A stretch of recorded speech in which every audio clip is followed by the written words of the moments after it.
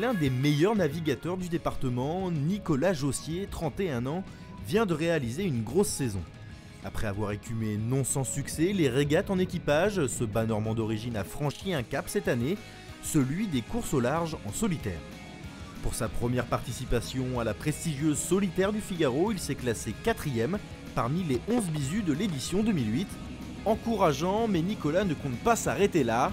En pleine préparation pour la prochaine édition du Figaro, nous sommes allés à la rencontre de ce skipper Grandvillers qui est rentré au port, les souvenirs plein la tête. On a eu des moments où ça a beaucoup ressemblé à de la balade.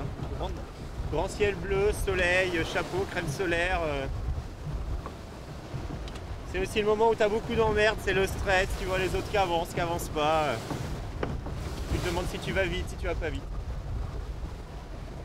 Après, on a eu aussi l'autre extrême, avec grosse tempête, à essayer de manger, dormir, se reposer alors qu'on se fait secouer comme dans une machine à laver et qu'on sait même pas combien de temps ça va durer. Oui mais voilà, Nicolas aime ça. Lui qui a souhaité et réussi à impliquer sa région au cœur de son projet sportif, s'entraîne chez lui et continue d'apprivoiser son bateau conçu spécialement pour les courses en solitaire. C'est un bateau qui est très typé pour naviguer au large, c'est-à-dire que c'est un bateau qui aime bien des allures débridées, du portant, qui tient particulièrement bien dans la brise.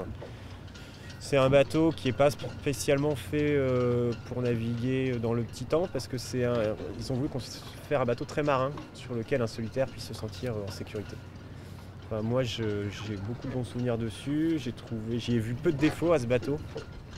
Voilà, si ce n'est que c'est un peu spartiate quand on y dort et quand on y cuisine.